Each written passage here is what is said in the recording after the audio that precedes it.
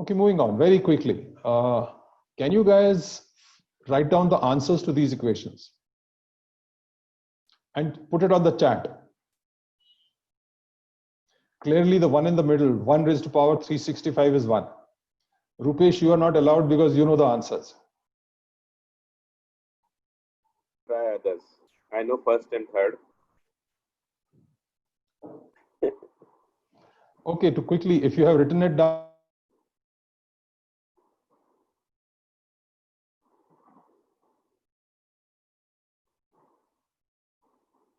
Hello, Ravi sir, we cannot hear you. Yeah, you're frozen again. Wait.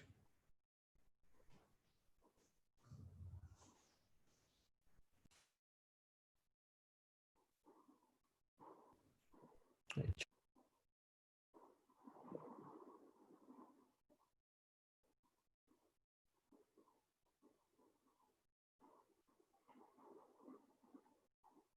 I face this problem, like, I am living in an apartment where there is 100% power backup. So whenever power goes off, it trips for at least a minute or two, or whenever it comes back.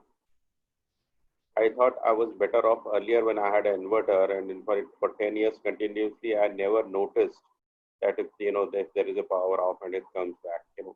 Obviously AC trips off, but this kind of thing never happens that you're watching TV and it goes off, or suddenly there is a dark or router went off. So even 100% power backup is not that good. Inverters work better.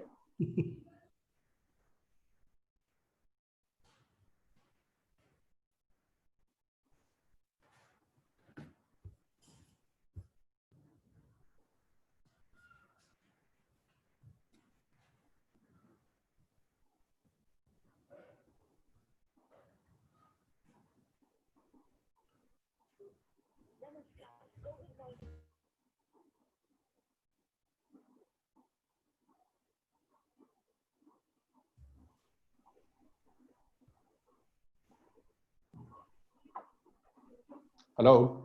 Yep, you're back. Sorry, this was not supposed to happen. Okay, share screen.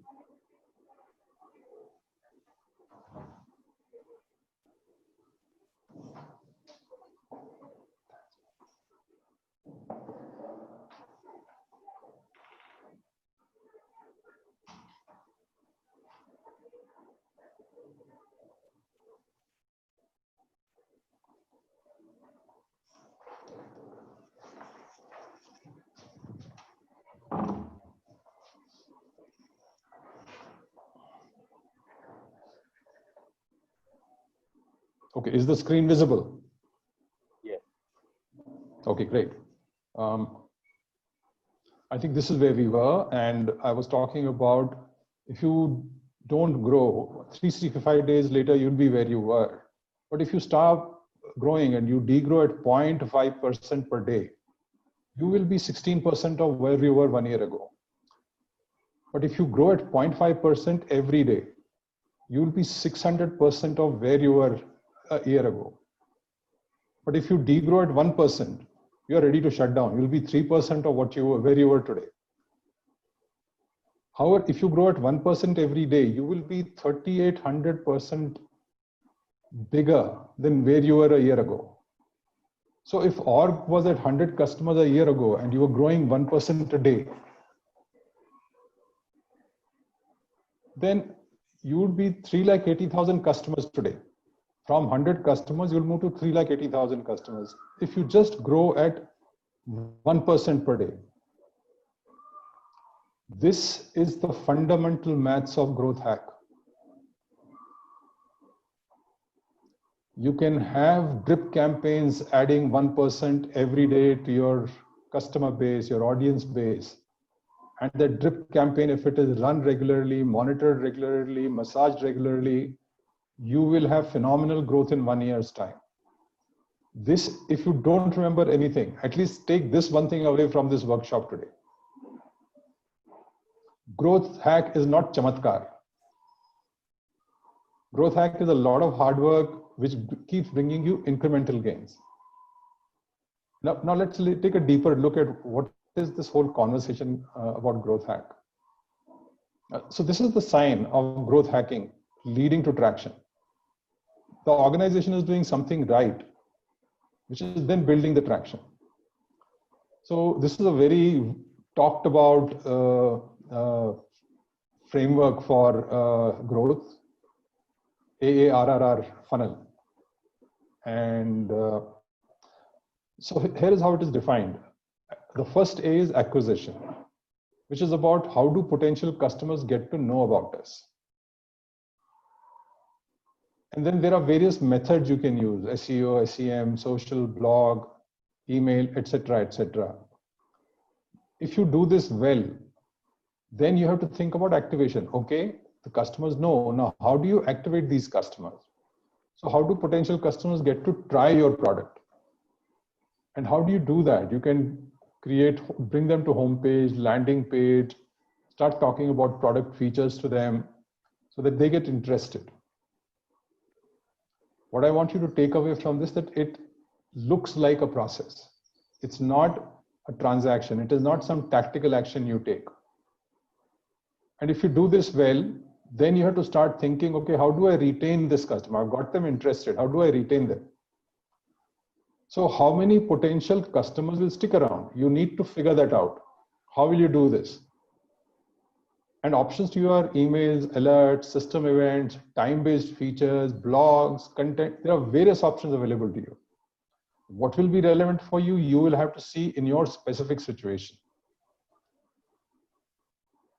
And this should lead to revenue. So it is a question of converting those customers, potential customers to customers. So at this stage, you could be doing ads, lead generation, biz dev, subscription, whatever method really works for you.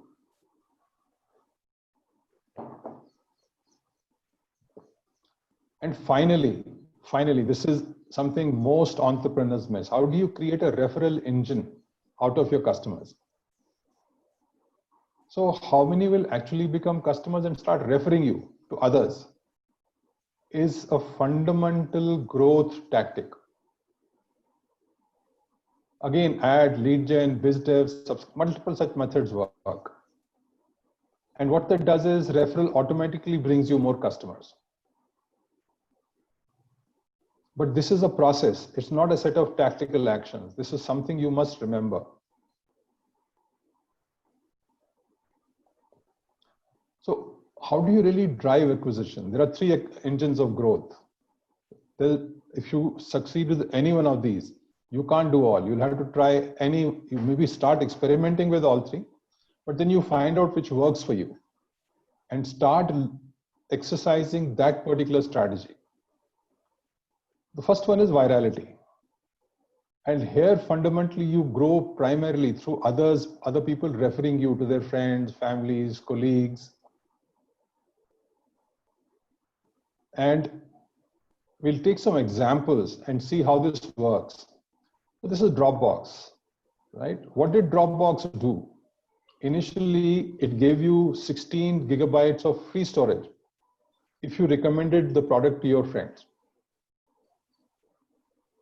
So what this strategy did was it incentivized the Dropbox users to share documents with their service more frequently. And it introduced more people to the brand, giving people who had never heard of them, take a little free sample. And they made referral their activation. If you remember, we said AARRRR is the funnel. They use referral as their key strategy for activation. I'm going to take you through 6 or 7 such cases. What you should start thinking is, how does this apply to you? How can you use a similar strategy? Let's look at the next case.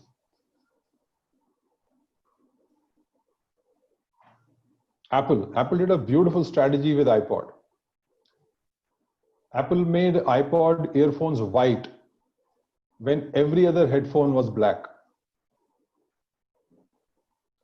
So every person with an iPod became a walking ad. This one small act of using white earphones created great visibility for Apple. So how you make your ads becomes extremely important. You can create a distinctive position just by making sure how do you advertise your product or how your product looks like. We're working with a very interesting startup called NapEasy, which has made a beautiful product. I mean, the product immediately gets your attention. Anybody using that product will draw attention. That the customer is going to become a walking ad for the company. And this is all about applied psychology. You start thinking about how can you get customers' attention when his mind is preoccupied with 20,000 other things from his daily life. Next case, Hotmail. Hotmail already had about 20,000 users 1 month after launching in 1996. They opted to market their service directly to users, friends, families, colleagues, etc. by employing a very simple strategy. They added a tagline at the bottom, get your free email at Hotmail. At the end of each existing user's outgoing mail, any mail that you sent from Hotmail had this tagline. So if a Hotmail user wrote to 100 people automatically got the message without Hotmail spending a penny. And this is what those customers saw. They got this screen. If they clicked, they got this screen.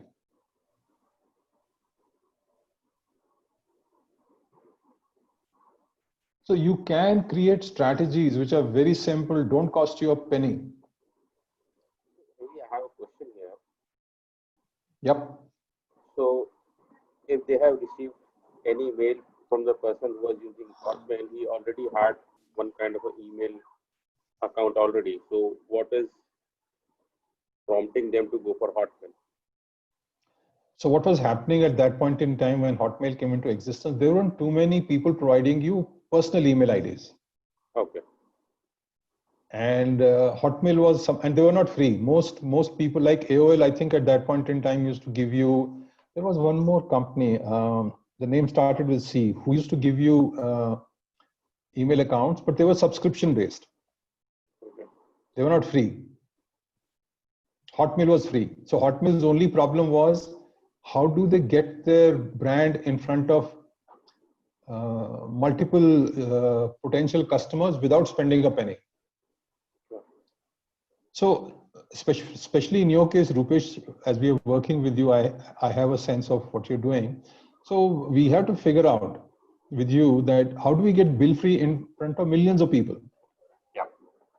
Without spending a penny. Mm-hmm. And it is doable.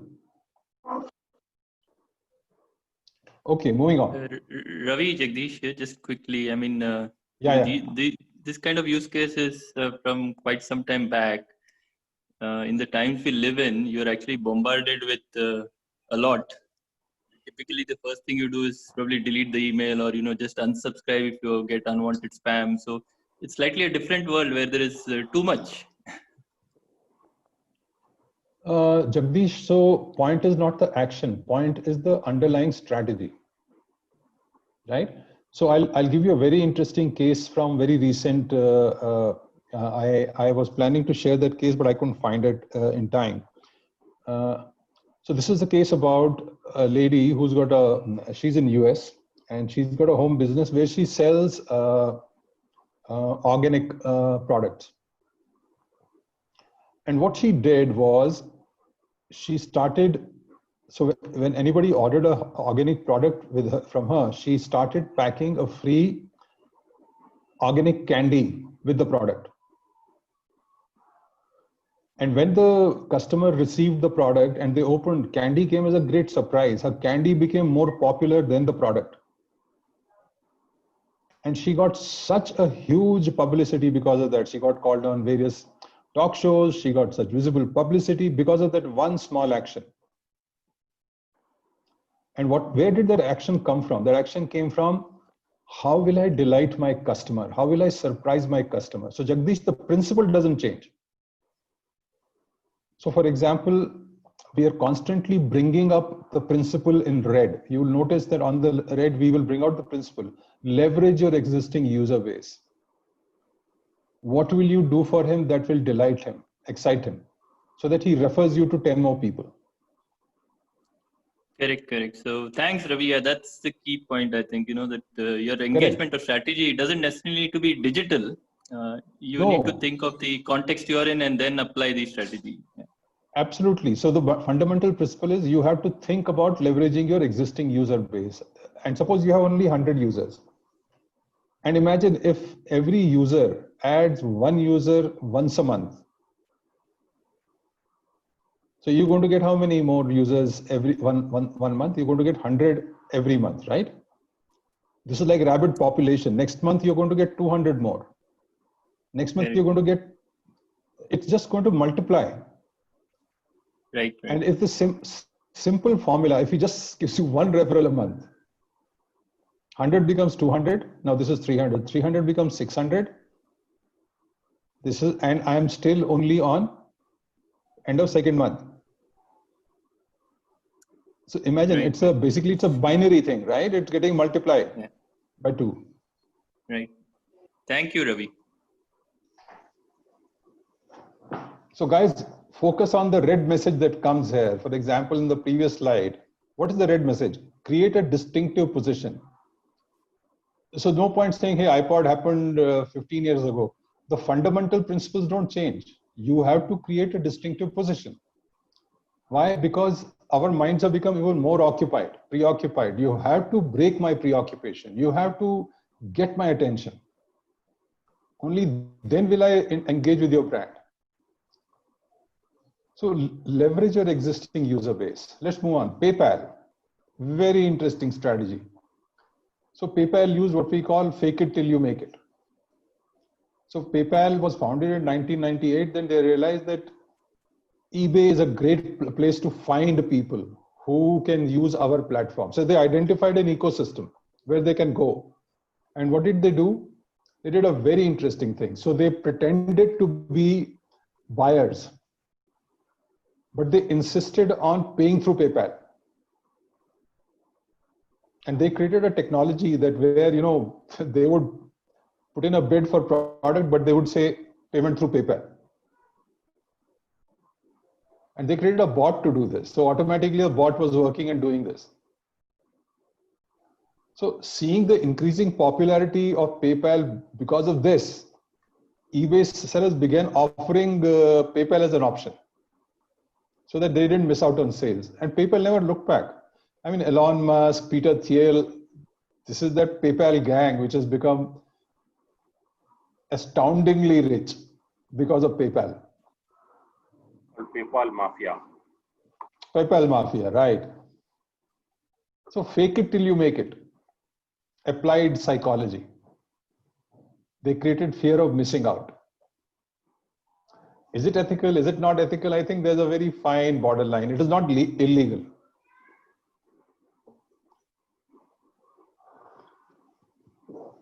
They had a playing platform and they said, okay, we will buy provided you accept payment from this platform. And I'm sure they would have gone through some purchases also.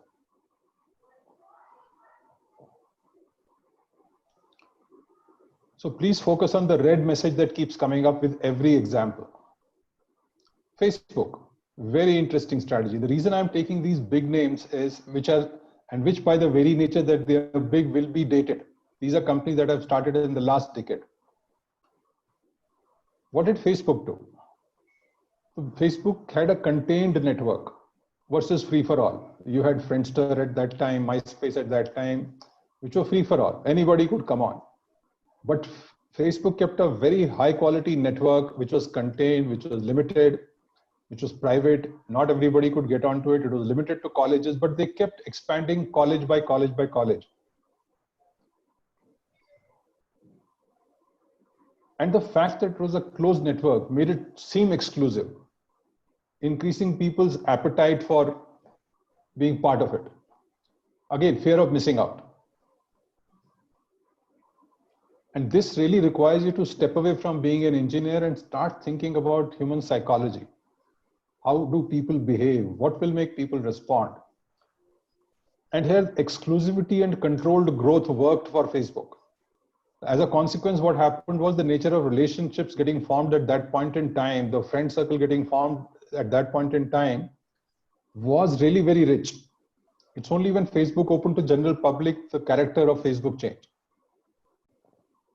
So they got their initial kick up of numbers through this strategy: exclusivity, controlled growth. Twitter, very interesting example. So in early days, I don't know how many of you remember Twitter when it came out. So people would go to Twitter, but it was very difficult to retain customers for Twitter. And they had to really solve this problem. They actually solved two problems. They solved getting their initial numbers, which we'll take up later. How did they do it? And they solved the problem of stickiness through a different strategy. So rather than investing in standard retargeting ads, email newsletter, the company attempted to figure out what it was that separated those who kept coming back and those who joined and never returned. And what their data research found, data analytics found, was that following at least 5 to 10 accounts resulted in much higher likelihood of engagement. If somebody was following 5 to 10 accounts, he would keep coming back. Twitter rebuilt the entire user experience to encourage following others. And the positive impact of just this one action was phenomenal and immediate. So what's the underlying principle? Improve user experience after customer segmentation and sharp focus. Wherever you see you're getting traction, forget the guys who are not giving you traction. Customer centricity, customer value. This is coming from there. They figured out, okay, which customer is getting what value, and this completely focused on that customer. And their numbers grew. Airbnb. What did Airbnb do different? What they did was, when they were starting, they allowed anybody who wanted to publish his rental space do a cross posting to Craigslist in one click. So you could make your ad, and there's a button, as you see the button here, post to Craigslist. So if you clicked, your ad also went on to Craigslist, and Craigslist was big at that point in time. So what did they do? They leveraged an existing community to build visibility, and posting to Craigslist was free. There are some similarities between what Airbnb did and what PayPal had done. PayPal found eBay as its potential domain where they wanted to build customers. Airbnb found Craigslist as their potential domain. So leverage some existing community. So Craigslist was already well-established user base that not only allowed Airbnb to get their name in front of ads, so their brand was getting advertised. Second, their customers were getting more opportunities. And newer customers were coming on because those guys who saw it on Craigslist started using Airbnb. So what is the underlying strategy? Find out communities where your customers exist and leverage those communities. Leverage it in a manner so that you don't have to spend too much money.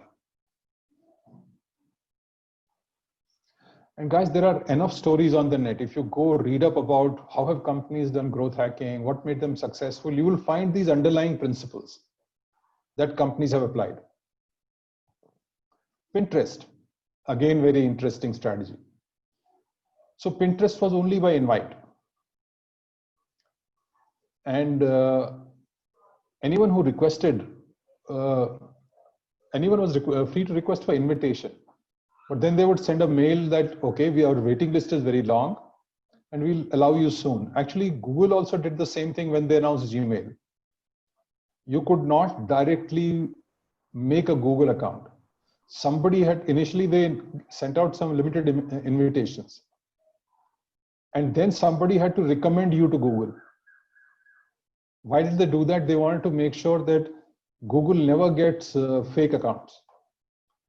They had validated a certain number of accounts, and then they said, okay, if this person recommends you, we'll give you a Google account.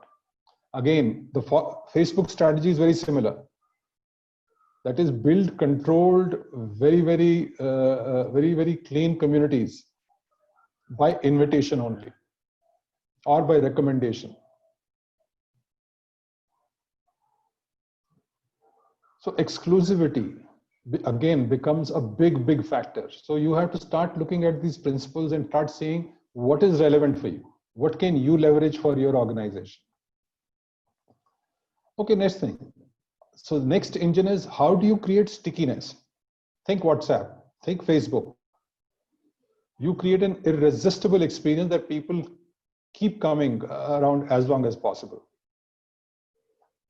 And fundamental principle is, if the rate of new customer acquisition exceeds the churn rate, the product will grow. So these are the metrics you'll keep an eye on. So let us say every day you're adding 10% customers and your 9% are going. Remember that 1% rule? You're adding 1%. In 1 year, you'll be 3,800% times what you are today.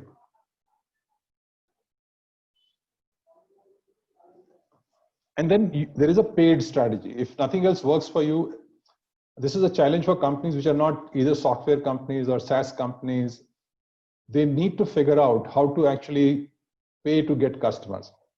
And one very interesting example is Groupon. Groupon was going to go public, and they didn't have enough customers in their ecosystem. And they've spent $179 million to acquire 33 million new customers in 1 quarter before they went public. So what is the rule here? Spend ad money to build customer lifetime value, not to just get customer, build lifetime value. Why?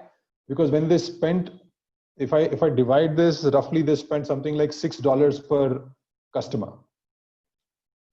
But if that customer is going to give them $500 worth of business over the year, they've recovered, more than recovered. All they need to do is recover $6 from that customer in a year, and their money is back.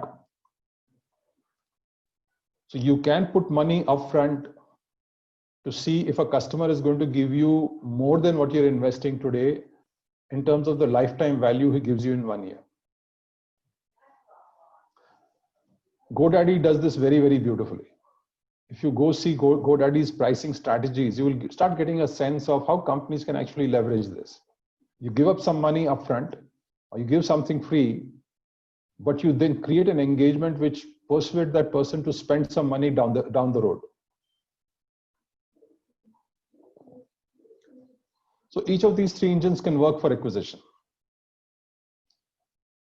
But which one will be relevant for you? Which one that will really depend on your business. There is no universality to this. It is very specific to your business. And what underlying viral strategy will you apply? What kind of stickiness you will drive, or paid campaigns you should do, depends on your company. You have to think about that. Don't blindly put money into any one activity. So building a deep understanding and understanding the true nature of your business becomes very, very critical. And we will be spending some time on how can you do that. Okay, now let's understand growth hacking team. Sudeep, any questions so far? Sir, there's a question from Zafar. Yep. Zafar, do you want to come on the mic and talk about it?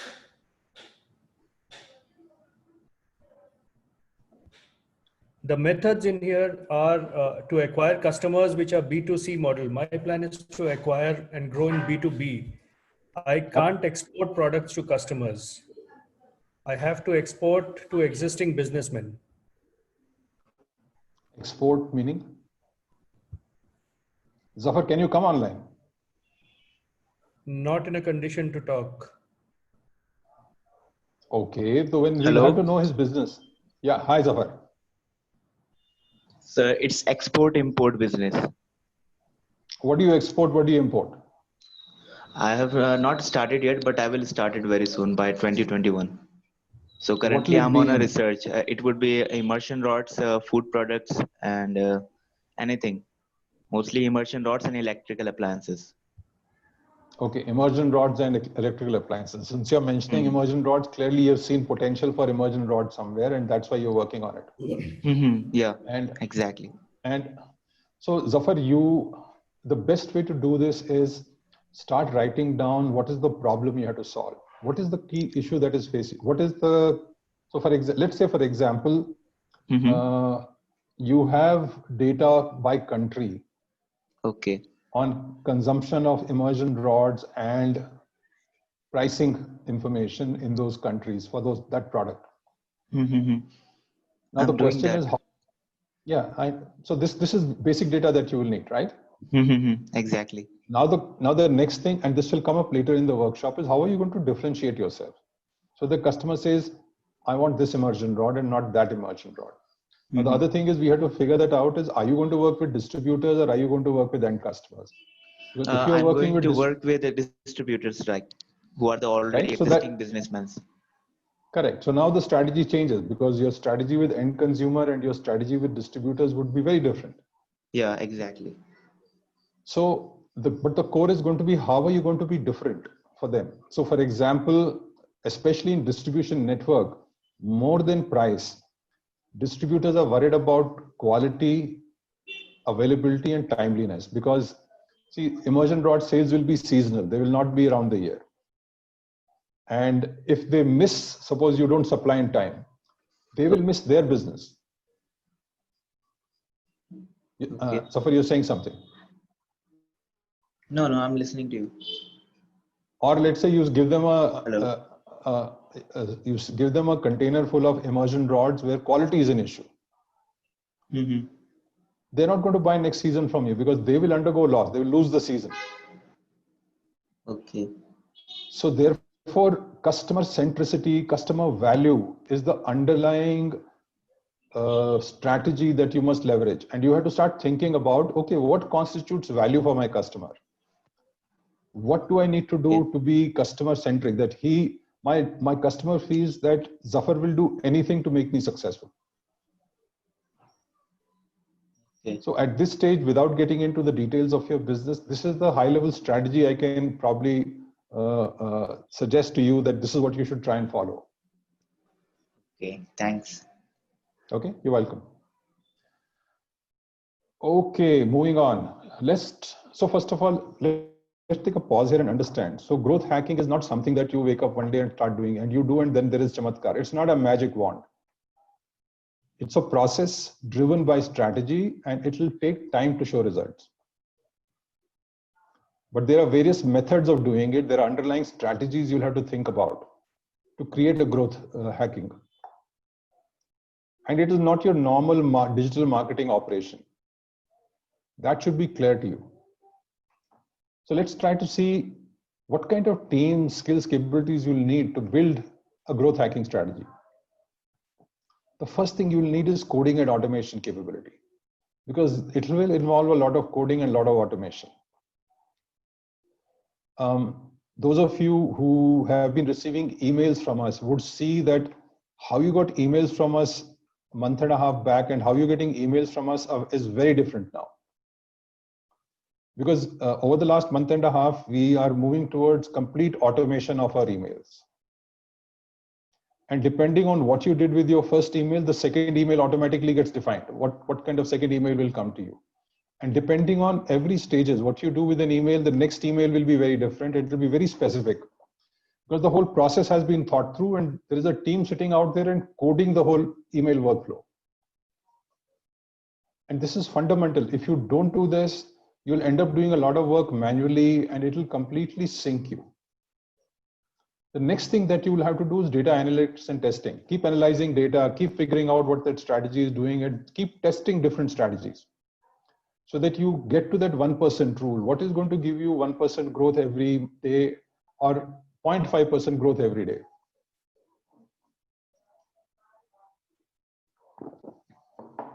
The third thing you'll have to focus on is creative marketing. It is not your regular digital marketing. You have to constantly be creative. Like PayPal was very creative. They knew they have to go to eBay. They knew they have a payment platform. They pretended to be buyers and insisted that you have to accept money from PayPal. That's creative marketing. You'll have to really think it through. This is not conventional marketing. Or what Pinterest did, or what Facebook did. These are not conventional marketing. So don't go to your digital marketing outsourced company and say, hey, create a growth hacking strategy. Not going to work. Fourth, you will have to build an understanding of behavioral economics and applied psychology. So you don't have to go sign up for these courses, but you have to study how campaigns work. What do people respond to? How do they respond, and learn from that. On our other workshops, we share ads where we show you how a particular strategy has been used. If you want to learn about that, you should attend our early stage marketing. Go to marketing strategy for early stage startups and customer acquisition. Customer acquisition is more on funnel, but early stage marketing is more on tactics. So if you understand behavioral economics, applied psychology, and you're using coding and automation, so your entire coding effort will be retaining customers. How do you build strategies that will help retain customers? Whereas creative marketing is about acquisition. How will you acquire customers? So how do you market yourself in this digital world? Instead of being conventional, how can you be unconventional and get customers at minimum possible budget? And then how do you use this data for taking informed decisions? So for example, I recently saw a very interesting case where I went to a website and they asked me to sign up for a mailing list. And the moment I clicked on sign up, it immediately brought up a sign up screen with a spinning wheel to try my luck to earn money. And if you click play now, so it's not submit, it's play now. When you say play now, the wheel spins and it'll come with some discount. In my case, it came up with $300 discount. And it showed up $300 discount. And if I wanted to encash the $300 discount, it took me to something that would sign up for, which is $400, on which they give me $300 discount. But what did they do? They just gamified the entire boring process of registering for a mailing list. You will have to think like this. What will engage the customer into doing what you want him to do? And you'll try a strategy, you'll measure data. So for example, you try 2 or 3 strategies and then you measure what did it cost me, what effort, and then what is the kind of clicks I got through, how many people actually signed. You'll have to look at those numbers. So data analytics and testing becomes a key part. These are the 4 key activities you'll have to do to make a successful growth hacking strategy. So understanding online behavior becomes an important part. These are the 4 key capabilities you should have within your team. Marketing in the digital world, retention-driven development, understanding online behavior, and using data for informed action. So for creative marketing, you will do technical hacks for which you'll need crazy marketing ideas and coders. For behavioral economics, and you might want to improve your UX, which will again need coding. So technical hacks and UX improvements become 2 key activities that you will have to do. Creative marketing and data analytics is going to give you what are your growth metrics and what KPI measurements will you build. And how do you make sure that you're actually achieving your goal? You'll measure your conversion rates at each stage. How many conversion rate, what is the conversion you're getting at each stage? I think one thing I want you to take away is that how elaborate the growth hacking strategy has to be. It is not something you wake up one day, say, okay, I'm going to do growth hacking. Let me go to the net. Let's see what this guy did. I will do this. It doesn't work that way.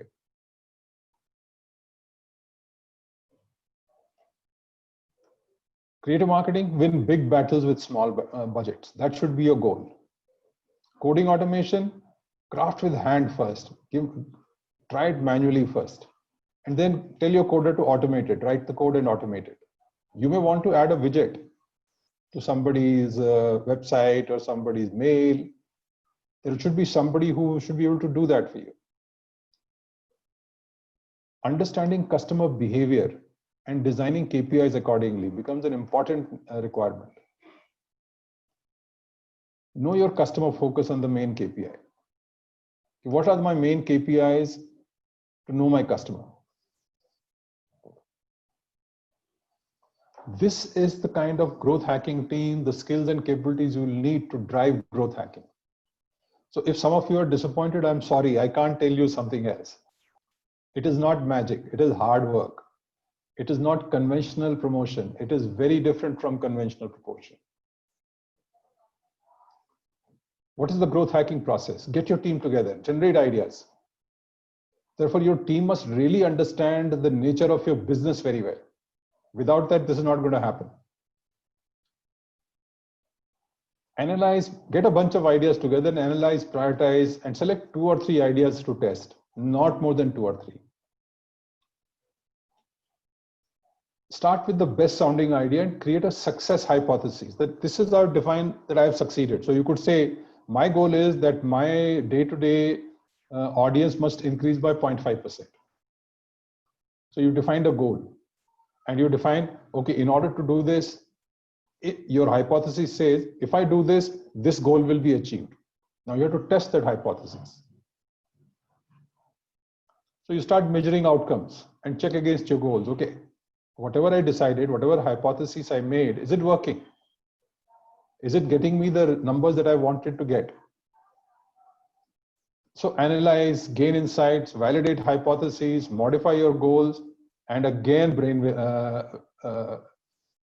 get with your team together and talk about it, think about it, generate it. It's a constant improvement cycle. You will try multiple strategies before you actually find one that works for you. It's a journey. And it should start from the time you think of starting a startup.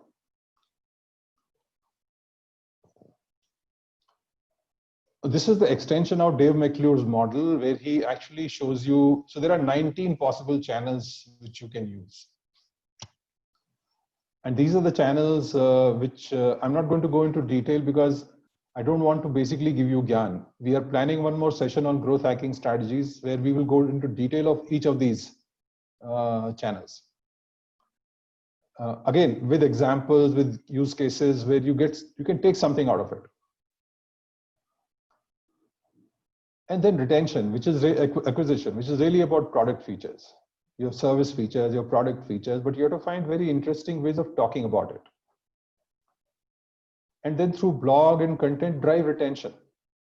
Because just telling him about product, and he may not buy today, he may just buy after 6 months, but what are you going to do for next 6 months? Keep him engaged through retention, through blogs, through content, largely through that. It could be emails and alerts. We have subscribed to GoDaddy for domain, and they keep throwing these offers at me every once in a week, every once in a 14 days. It's automated. Nobody's sitting there and sending it. It's automated. They've figured out their email workflows and they've automated it.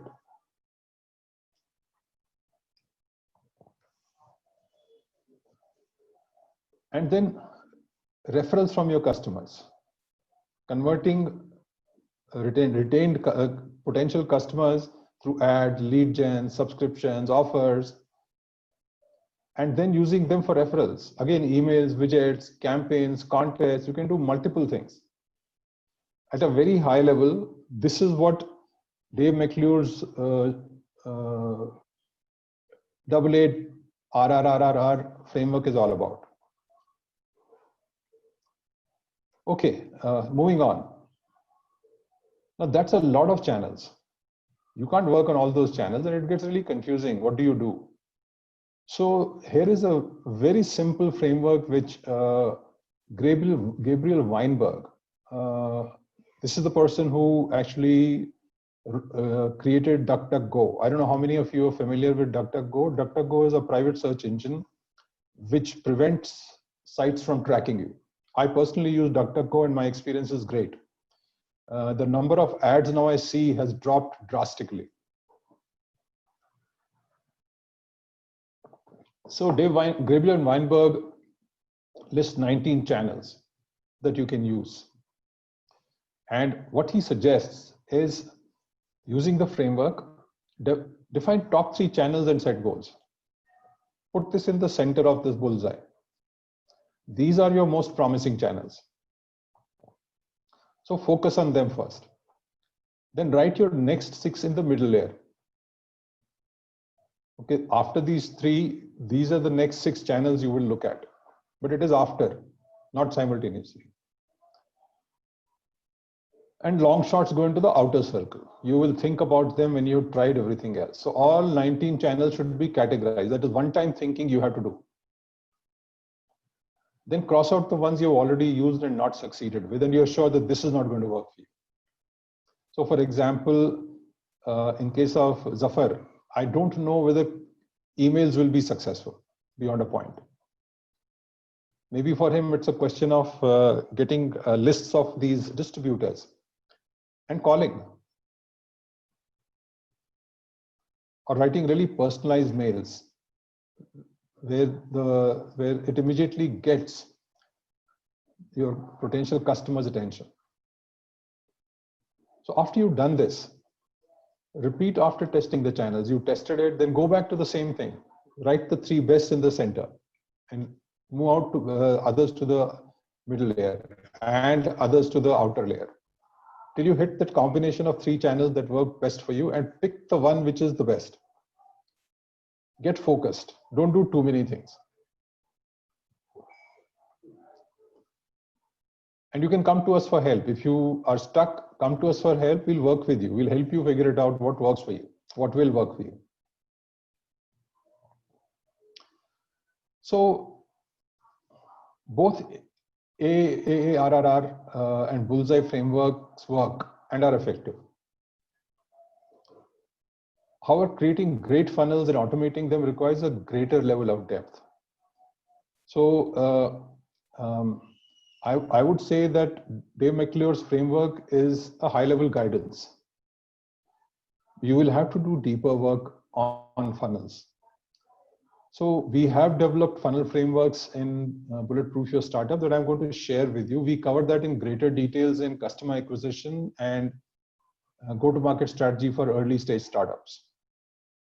You can go see one of the recordings, or whenever we have a session, live session, you can come and attend that. We have almost all of these workshops available on our YouTube channel. I'll quickly take you through our frameworks as well, so that you understand the level of detailing you will have to do when you look at funnels. So largely, according to us, all promotions, those 19 channels, you'll be doing these 6 activities. And the first thing that you have to do is, in any funnel, you have to be clear about what is your business about. So that your first communication to your customer is, so for example, when Rupesh introduced himself, he said, we are a marketing analytics company that helps customers acquire, retain, engage and retain customers. Very clear. What is this business all about? One line, he's very clearly told us, this is what we do. Post that, you have to create brand awareness.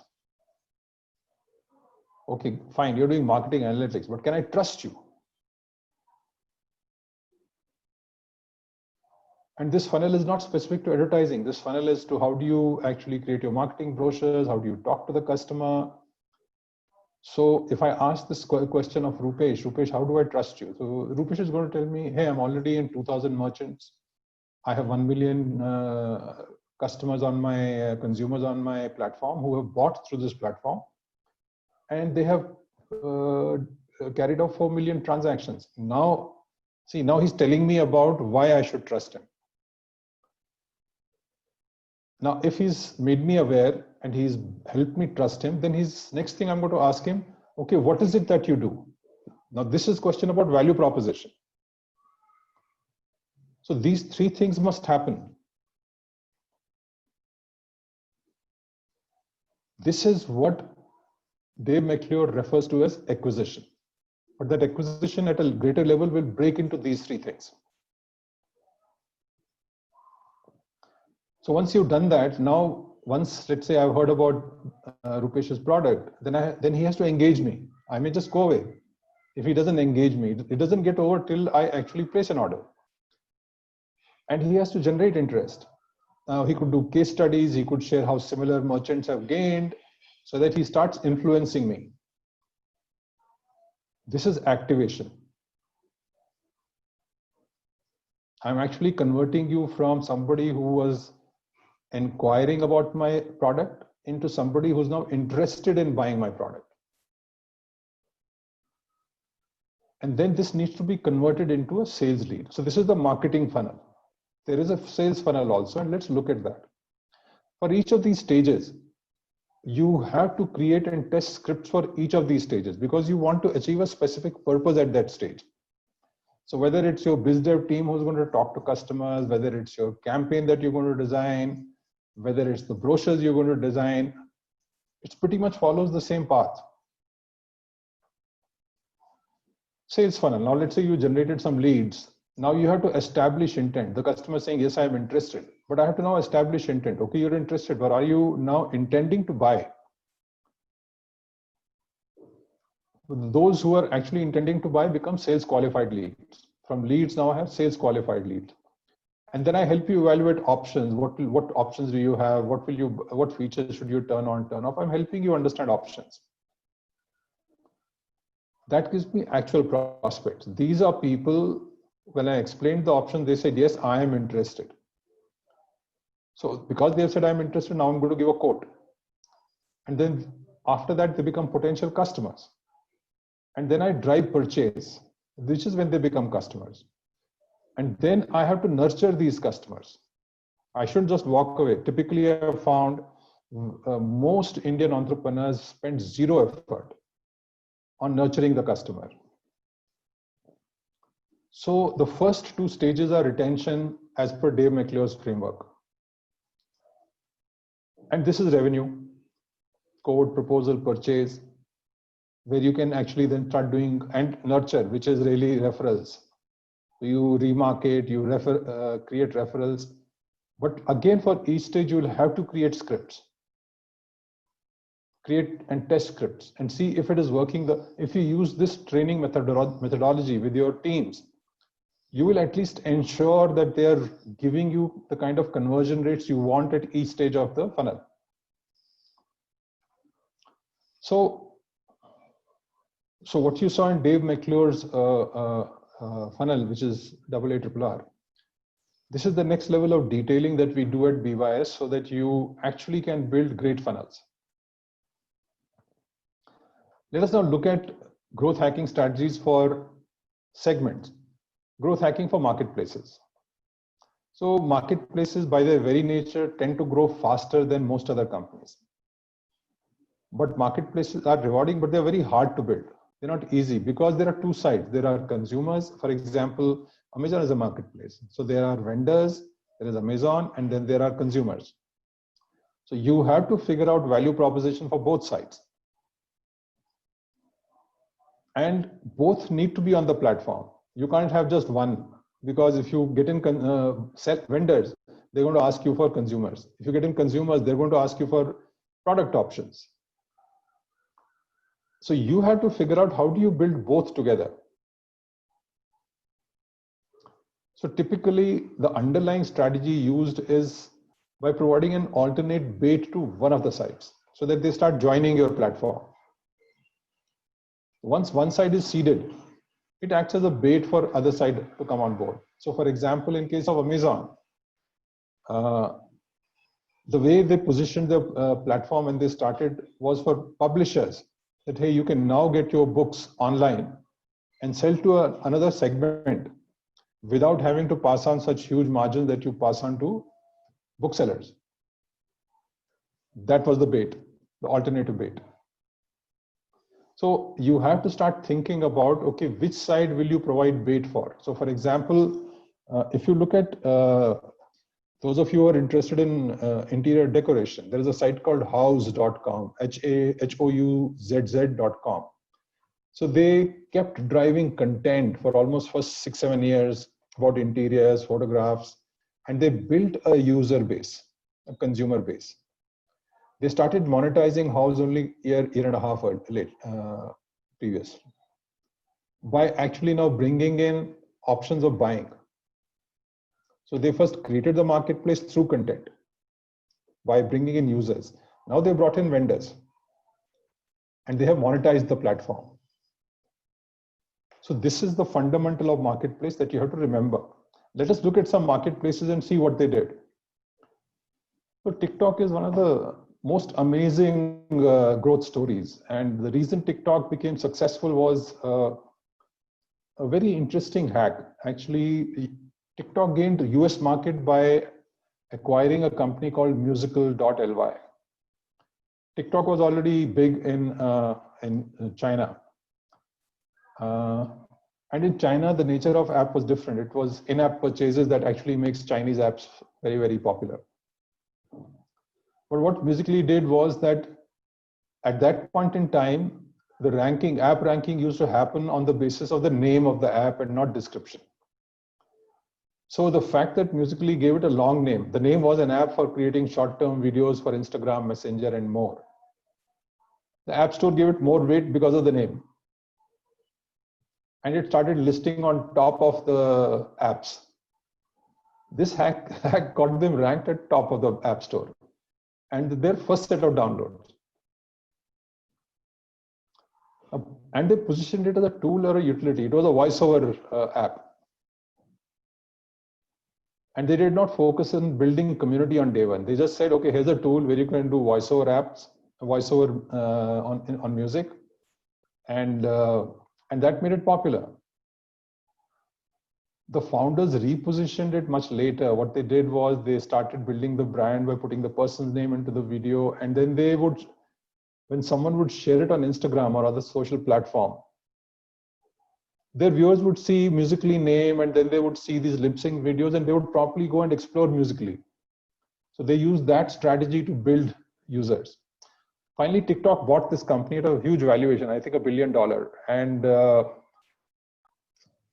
that is what helped TikTok grow outside China. Okay, Quora. So founders, initial employees, and their friends who shared common interests in programming, startups, Silicon Valley, etc., answered the first set of Q&A. So that is how they did it. They created, and they chose a very, very specific community. There was an advantage that Adam D'Angelo was former CTO of Facebook, and their personal brand was very high.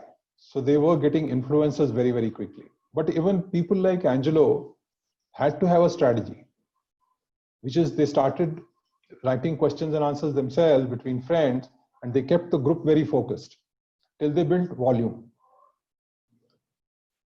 And then they linked to other social networking accounts to help circulate activities to followers. Then Quora got visibility. Quora got visibility in press. Press visibility is extremely important, guys. You should, the moment somebody wants to interview you, jump on it. It doesn't matter how big, small that magazine or platform might be. Find yourself and get yourself published on Mashup, Your Story, Inc. 42, wherever you get an opportunity. And Quora remained invite only for a very long time. So again, you see, remember that Facebook strategy, make it very specific so that the quality of the platform becomes very good. And initially Quora was fantastic. Now, because they've opened it up, the quality of Quora question answers has really dropped. So the proper choice of initial users caused spammers to keep out. And the quality of the content was phenomenal. Reddit, a very interesting case. Again, fake it till you make it. Initially seeded with fake profiles posting links to simulate activity. All the content was submitted by co-founders at first and then a couple of friends. And then they wrote a special submit page, which automatically would create accounts and submit. So again, tech, not very different from what PayPal did. And here's something that they did, which I don't know how good or bad it was, but they created a subreddit called NSFW, where they started actually posting links from porn websites. And it got them huge traffic. And this subreddit still contributes 10% of their traffic. So fundamentally, the strategy used here was use anything, any domain, any user community to get numbers on your platform. And Reddit's strategy from Quora compared to Quora was very different. Reddit wanted as many people posting links. Therefore, quality of posts somewhere sometimes really gets very questionable. And then Reddit has a lot of aggression on the website. I mean, there are a lot of people who will jump on you and really troll you. They also gamified initially. You could earn karma points by submitting content on the site. Twitter, now very interesting. How did Twitter start? Twitter started by participating in a festival in 2007, South by Southwest. They put up 260-inch plasma screens in the conference hallways, exclusively streaming Twitter messages. So hundreds of attendees kept tabs on each other by constantly tweeting their status. And they would come to these displays and see what were their friends doing, where they were. So speakers, panelists, bloggers started mentioning Twitter. The buzz created about this new thing called microblogging got them the initial customers. And usage went up from 20,000 tweets per day to 60,000 tweets per day just because of this one event. But look at the thinking that went behind it. See how they planned it, putting those plasma displays, allowing people to tweet their status, constantly displaying the information. This is not something that where the founder woke up one day and said, hey, let's go to South by Southwest and do it. They had planned it out. It's the same way Airbnb grew. They've actually gained a kick up when they went to a specific city where apartments were actually not available because there were a lot of conferences happening. And that's where they launched Airbnb. Okay, Discord, another very interesting site. Discord started talking about the site in gaming subreddits because gaming communities are large. And Discord is nothing but private group chats where your identity is hidden. So this provided the first wave of growth because gaming community picked them up because gaming community needed a reliable chat session where they could talk about how they're playing, what are they doing, so that their followers could actually chat with them there. And their options at that time were not very convenient. They were using other platforms which were not very successful. They also integrated with Twitch, which was a live streaming platform for gamers. So any gamer playing on Twitch used Discord for chatting with his followers. And options at that time was Skype and TeamSpeak, which were not very stable, not protected, because they could be DoD attacks on those groups, so that chatters could not chat smoothly. So Discord was a far more secure platform, and that gave Discord the success. Okay, growth hack for SaaS startups. Look at the link. I'm not going to go into details. This is a very good article you should read if you have a startup. It gives you what you need to do in pre-launch and what do you need to do post-launch. And I'm going to wait here. You can look at the link, copy it down, take a photo, take a screenshot, whatever you want to do.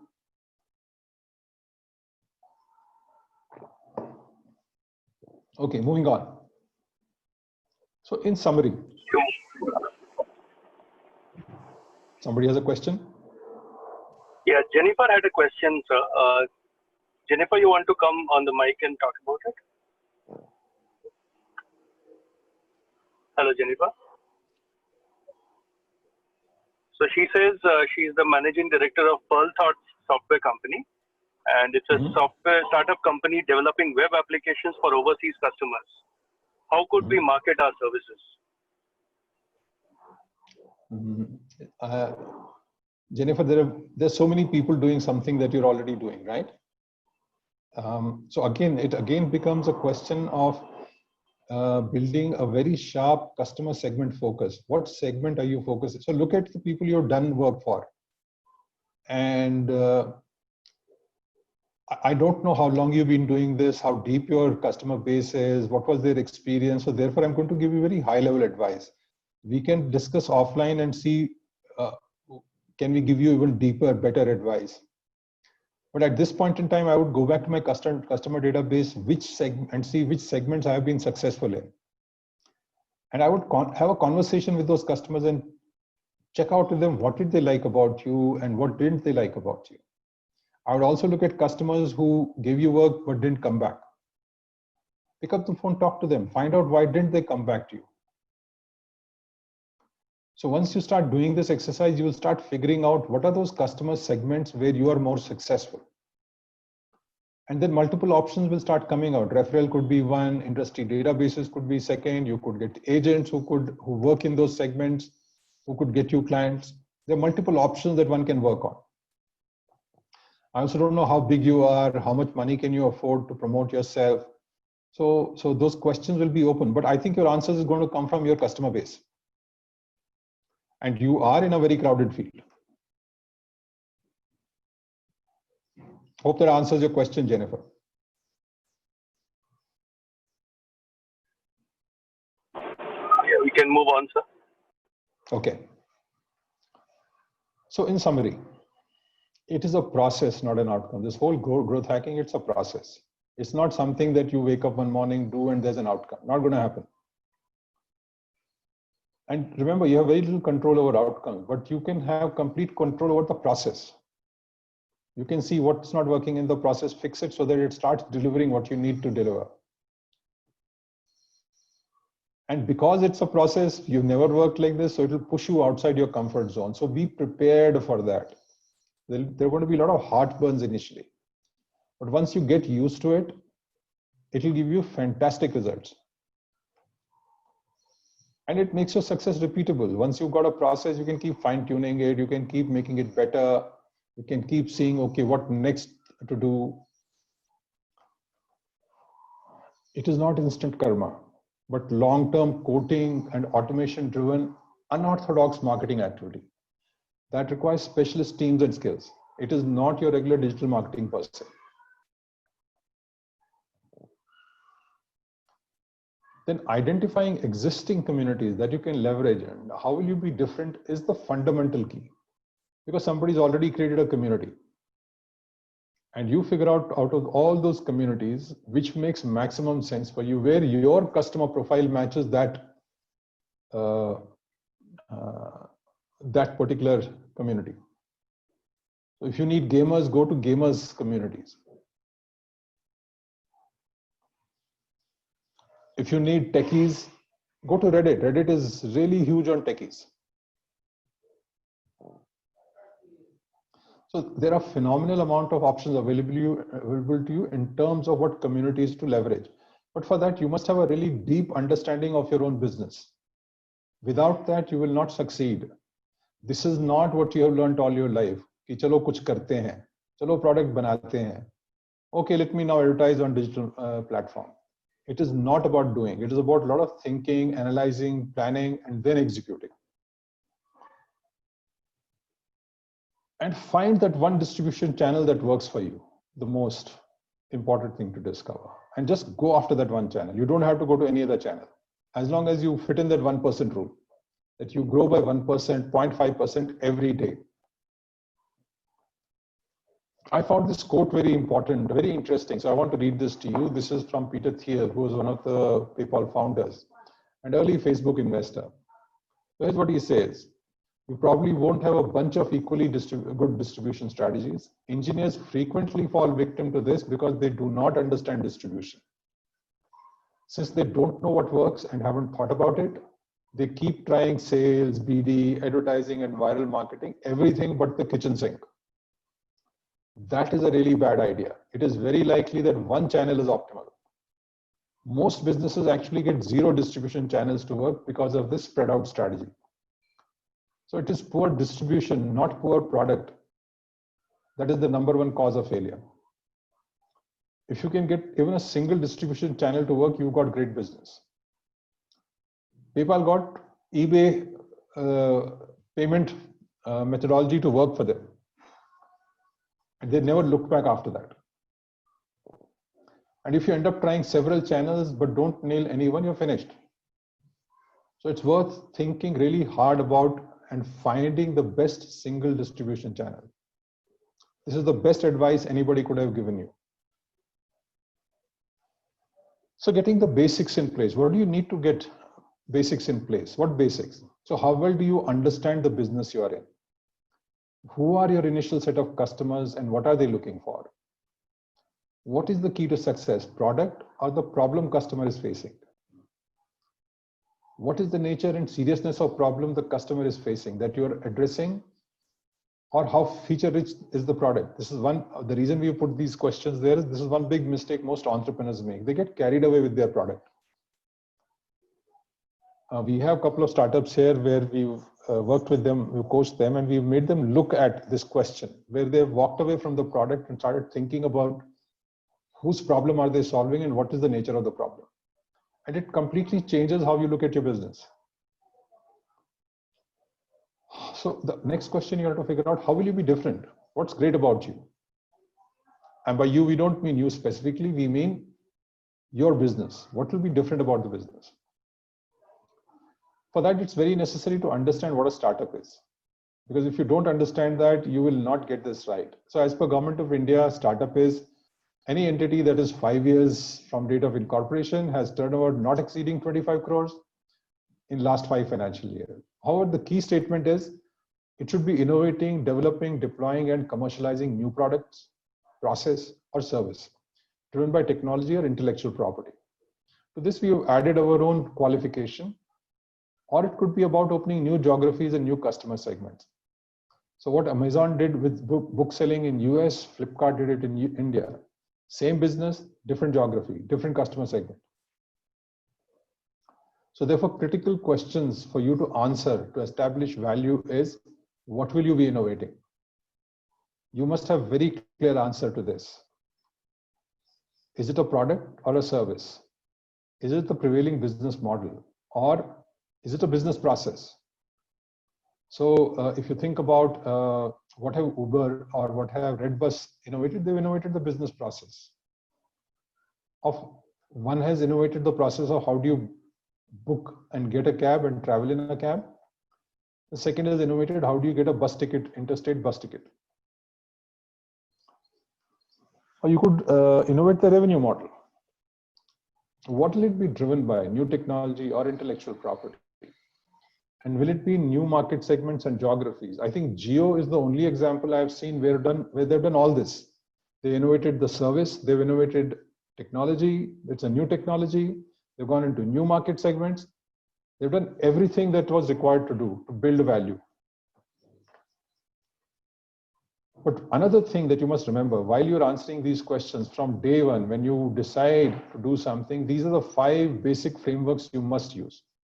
Define your business strategy, define your financial strategy, your go-to-market strategy, your revenue model, and your business model.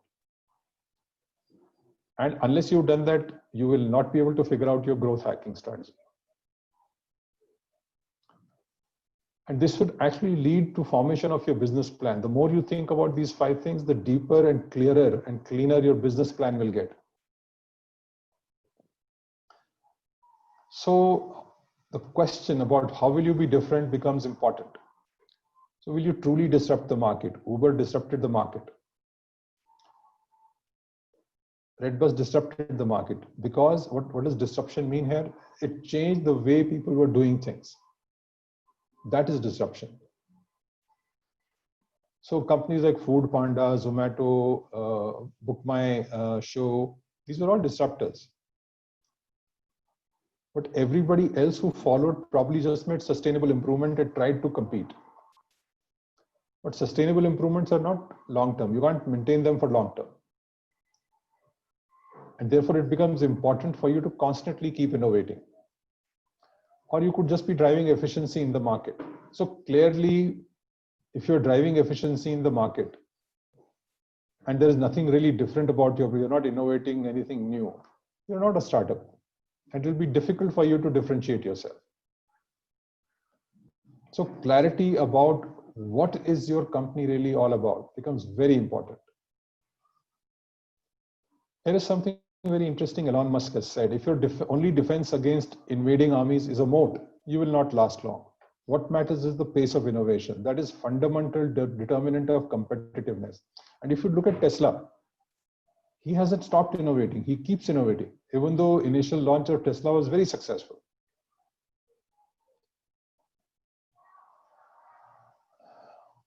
In Bulletproof Your Startup, we have a very different definition, and it's from funding perspective, because a lot of startups build their plans expecting to get funded, and a very small percentage actually gets funded. So here's what we would like you to do. Please print this out somewhere and record, stick it on the wall so that you're reminded every day about it. And stop calling it a startup, call it a business. It's a business with uncertain future. Because the moment you call it startup is very glamorous. When you tell somebody, oh, I'm doing a startup, there is an aha moment there, right? And you also get a kick. And the person who's hearing you gets that look of awe and is, looking up. Wow, this guy's he's a startup entrepreneur. But guys, it's really a business with uncertain future. That is the reality. That is why 95% startups fail. And you are setting it up for addressing a problem a customer is facing. It is not about your product. Your product doesn't matter. Even if you have a bunch of monkeys sitting behind the walls and solving a problem that is critical, your customer is not going to care. So the first focus has to be addressing a problem that customer is facing. And where is he facing that problem? In a job he's attempting to do. Without a job, there will be no problem to solve.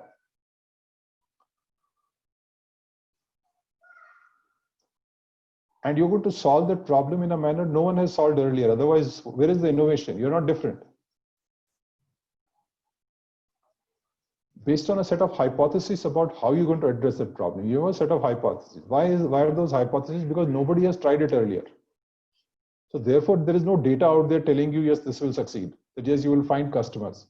Yes, it will be better. You don't know. And if all this has been correctly framed, and if you end up solving the problems successfully within a defined business model, there has to be a business model. You have to have a way of making money. After that, it should have the if you want to get funded, it should have the possibility of generating humongous future profits, because that is what will drive valuation. That is what will get you funded. This is the first framework we apply for any startup we work with. This is how he has to define his business. So therefore, what is the must-have ideas filter based on whatever we have learned? Create a compelling breakthrough opportunity. Because without that, you don't have something that will create humongous future profits. And it has to be either disruptive innovation, disruptive business model, or defensible technology, one of those things. Pick up a big fight, because small fight is just as much work. Don't get into niche markets if you want to make a company that will be valued very highly and will get funded deeply. You can pick up a small fight and still be a successful business. Nothing wrong with that. So you'll have to align your personal aspirations with the kind of business you're building. Big problems will lead to big opportunities. They can become game changers. Create a large, sticky community. Because if these three things are not happening, you don't have anything to hack for growth. You'll waste your money and time. So creating a differentiated opportunity where then you explore how do you quickly grow communities. If it's not a big fight, you will not be able to create big communities. If it's not a sticky community, you will not be able to create big communities. If you don't have a compelling breakthrough opportunity, you will not be able to attract audience. These are three fundamental things you will have to have in place for growth hacking to be successful. What will really drive traction? I'm going back to acquisition stage. Are you serving a latent critical need? So we have a need analysis framework. I'll be actually coming to that slide and refer to it quickly. What is the nature of problem you are solving? So these are the things which will help you understand your company. What are you really doing? How is it valuable to the customer? Will it be customers? How will it drive customer centricity? Whatever we are doing. Or you're just automating a task or making it more efficient.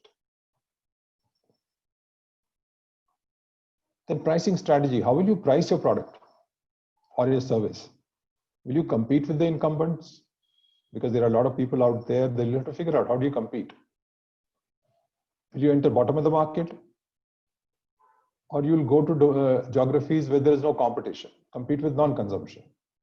Basically, what you have to persuade is a new set of customers to start consuming your service.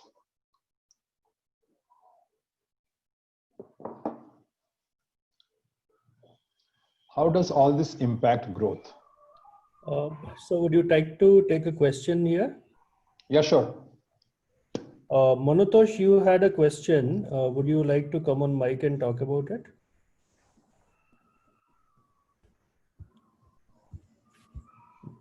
Manutosh's question is how to market a game application for toddlers 4 to 8 years where the end users are kids, but the decision to install or purchase lies with the parents. Okay, I think you structured the problem fairly well. So when would what are the situations? So again, here's applied psychology that will have to come into picture, right? So, and it will be different. And I'm just throwing some use cases at you so that you start understanding how you have to look at it. Because each use case will have a different solution. If it's a mother who's working from home and she's harassed and she's got these toddlers around who are 4 to 8 years old, her biggest problem is going to be how does she keep them preoccupied while doing something useful, but also being interested so that they don't keep disturbing her while she's working. So value proposition is very different. It could be a housewife who's free, but she has a very precocious child who keeps asking a lot of questions and she doesn't have answers. So usually what mothers will do, parents will do is put him in front of a TV so that he watches Animal Planet or he watches some other children's channel and stops bothering them. So you'll have to define your customer segments and you'll have to do small tests to understand what is your market really like, which is the biggest segment. So usually this is done through A/B testing, figuring out what will drive influencers, which are parents, to take decisions on behalf of their children. Or it could be a parent who really wants their children, the child is also serious and parents see a lot of talent in him and they want him to learn. So puzzles and learning games will become much better things to work on. So it will really depend on, the market is very wide and it has segments which will behave differently. You'll have to do segmentation, understand which is the best segment for you given what you're doing and go after that. And you use A/B testing to figure that out. Ravi, if I can, Jagdish here. Yeah, Jagdish, go ahead. Yeah. I mean, hearing some of this, the whole growth hacking thing, like you're saying, it needs specialist skills and, talked about that. Like this example that was stated, or even earlier, some few examples. So if this person is like right now a specialist in understanding the customer, which are kids, and knows what toys he thinks that they would like, and that's his specialization area, can a thing like growth hacking actually be outsourced, where the person who's doing this business, he's aware of the questions to ask through coaching, through you, and seeing these sessions, but he doesn't actually physically specialize in marketing. He doesn't specialize in growth hacking. Can he outsource it to, say, another company? I think you mentioned on the call, which was, say, marketing analytics, and they can actually tell you the different channels available and suggest strategies on which channel might be optimal for you for a fee. So can growth hacking actually be a subscription-based service, that a business that focuses on a core competency of the product and service that it wants to build? Jagdish, very good question. Or should they have, or does he himself need to specialize in marketing, which is very time intensive, and or hire people from marketing, which is then might be more expensive than outsourcing it? So your thoughts on that will help, Ravi, I think, probably to the group also. Very good question, Jagdish, and thanks for asking this. So I have a question for you guys. So is growth hacking new, or growth hackers have always existed? And if they have existed, where do we find them? Anybody from the group?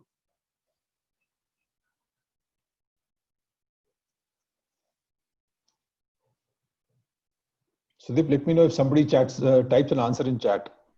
Not yet. Okay. Yeah, I think. Yeah. Go ahead. Yeah, I think they were always existed, and we can find them by their influence. Means if somebody has influence and they know the market properly, then I think they can help us to get the growth actually. Let me change my question. My question was not explicit enough. Have growth hackers existed before 2000?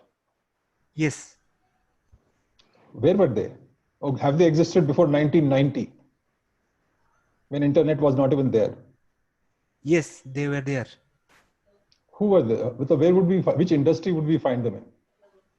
No, actually, I think that was means each business was helping their own business to grow actually. So they were knowing the industry properly, and they were analyzing the things, how the customer feedback and how the customer is behaving and all those things, like Hindustan Unilever. So they have found that how the product is getting sold and at what place, and how the customer Very is. good.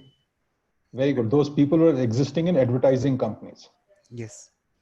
They still exist in advertising companies. You find phenomenal campaigns which are based on applied psychology, which become very successful. I mean, my favorite is Move Cream. You go watch Move Cream ads on YouTube, and you'll be amazed how nobody talks about what the product is, what are its ingredients, what are its benefits, but they tell you a beautiful emotional story which makes you aware about Move and gives you a totally different emotional feeling. So guys, the challenge, Jagdish, has been that people who are good at it are very expensive. And these advertising companies have big charges which startups can't afford. And unfortunately, digital marketing companies are not marketing companies, they are marketing operations companies. If you have a marketing strategy in place and you've figured out what channels to do work on, I would say, I mean, if you give me the liberty to say this, digital marketing companies today are your media planners from the advertising industry. They are not the advertising companies. They're not the brand advertising companies. They're not the brand building companies. They're not product marketing companies. They are media planning companies. They'll tell you, okay, if this is the customer, this is what you want to do. Okay, here's this media that you should publish on. This is what this media will cost you. So many impressions will do this for you. They'll give you media performance information. Therefore, it becomes extremely important. See, two elements are very necessary. The founder must understand his customer domain very, very well. He must understand his customer's buttons very well. And he will need a coder. This is the minimum. There are enough analytics tools available which he can use online. Some are free, some are paid for subscriptions. Google Analytics is there. If you're building your website on WordPress or on Wix or any such platform, they will give you analytics. And initially, you don't need some fancy analytics. You need very simple, what we call activation and conversion numbers. Activation, usage, and conversion numbers. So therefore, the entrepreneur must build a really good understanding of his customer base. That question about toys that has come, I'm not even sure if the entrepreneur has thought the way we pointed out. You look at segmentation from different perspectives, look at mother's behavior, look at father's behavior, look at child's behavior, look at these things. And these are simple questions to answer. These are not difficult questions. Trouble is, nobody has taught you critical thinking and problem solving. And these are all critical thinking and problem solving exercises, where you sit down, start detailing it out, start thinking, okay, what question should I ask? What am I looking for? So Jagdish, unfortunately, fortunately, you don't have experts available at the kind of price that startups can afford. So therefore, they have to kind of do this themselves. In our case, we do this with the startups we are coaching, because we realize we can't send them to advertising companies. And we can't tell them, this is going to cost you 1 lakh a month or 2 lakhs a month. That kind of money startups don't have. So I think that is the challenge. So a lot of work the entrepreneur has to do himself. And then if he's taking coaching from us, we can help him create those strategies. Thank you, Ravi. So that is my take on it. Thank you. Sir, a time check. We are at 12. I know. So I'm quickly going to skip. So we did this. I'm going to move forward very quickly. guys, I am sorry, I'm going to skip through this because I don't want to go beyond 12.5 because that's when we started. And so I'm very quickly going to share here with you that you have to be clear about your journey. This curve that I'm showing you is also known as innovation diffusion curve. A lot of guys have written a lot about this on net. And this is pretty much how your market is going to grow. Initially, innovators are going to respond to novelty on your campaigns. Then this will be followed by what we call early adopters, about 13.5%. They look for competitive advantage. And this will be followed by early conservatives who look for benefits. And then finally, 34 conservatives who look for ease of use. Very quickly, this is how your sales is going to grow. And there's a great book written on this by a gentleman called Jeffrey Moore, Crossing the Chasm. Pick it up, read about it. Excellent book to read. So what they fundamentally, this book and everything else that diffusion of innovation experts have said, is that from the time you move from visionaries to your main market, there is a big chasm where most startups fail. Why does that happen? Because nature of conversation, nature of need changes. What the customers are looking for changes. And the technology enthusiasts and visionaries form your early market. This is where you will have to focus. This is where you have to grow. The mainstream market is not available to you right now.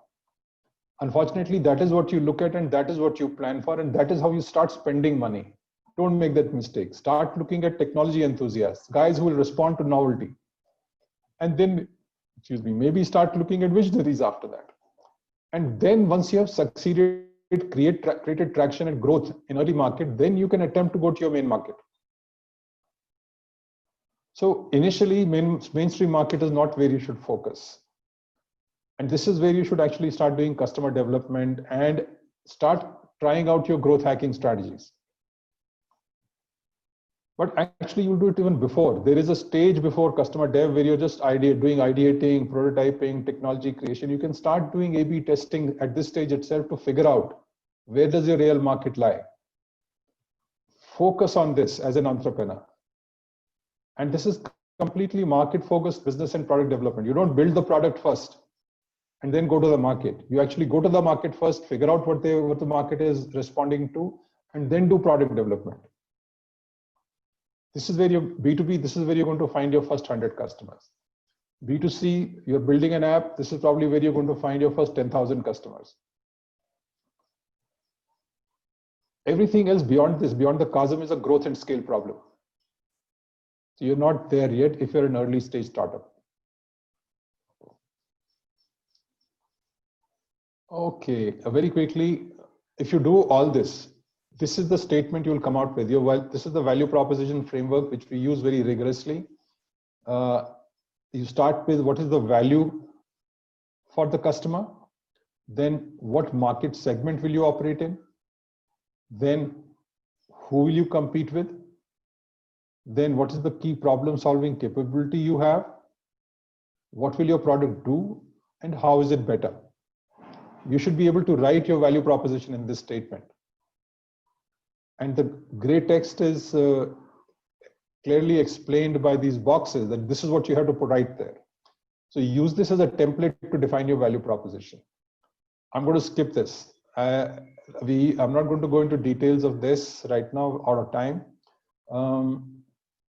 But we do customer acquisition, idea to opportunity workshop where or you can go to any recording, idea to opportunity workshop recording, and this is explained in great details there. All these 3 slides, how do you figure out need? How do you figure out the job? How do you compete? Quickly, metrics. What metrics will matter for you? Quantitative, which is traffic analysis and user engagement. Qualitative, usability testing, session monitoring. Usability is how usable are your engagements. Are customers engaging for more than a minute? Do they spend time on your pages? Are they doing anything out there, or they quit immediately? Then you can do comparative. You want to do tests, so you can do comparative. Fundamental is A/B testing. If you have multiple variables, then multivariate testing, where you can start figuring out what are the clusters, what are the cohorts that you should really be working on. And competitive. You can monitor and track your competitors. There are a lot of tools available online where you can start tracking and finding out what are those guys doing online. So these are the 4 kinds of metrics you should think about. Very quickly, KPIs for startups.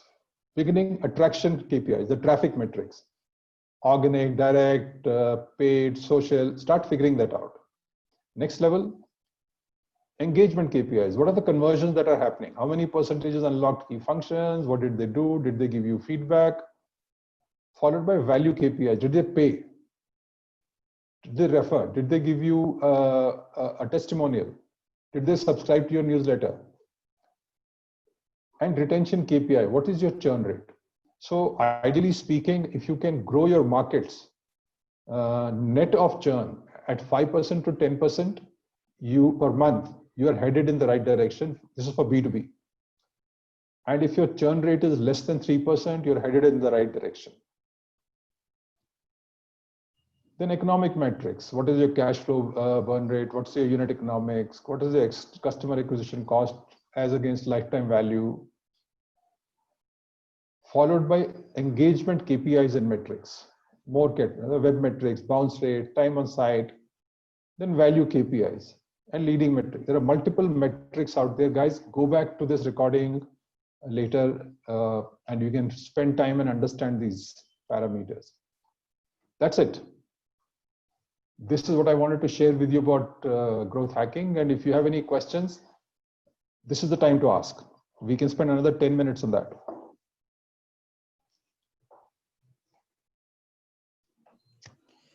Ravi, I had to leave, but thank you and Sudeep very much. Thanks a lot. Okay, Jagdish, you take care. Bye.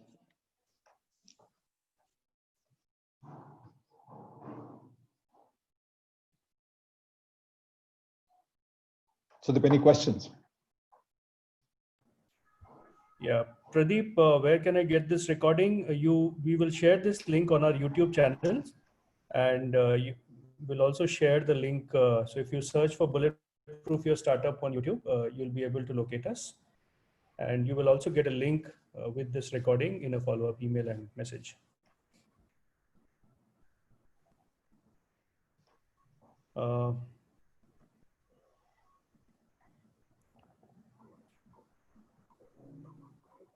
All right, I think that's good for today. One new message, what is that? Thanks, Ravi sir, amazing insights. Thanks, Pratap. All right, thanks everybody.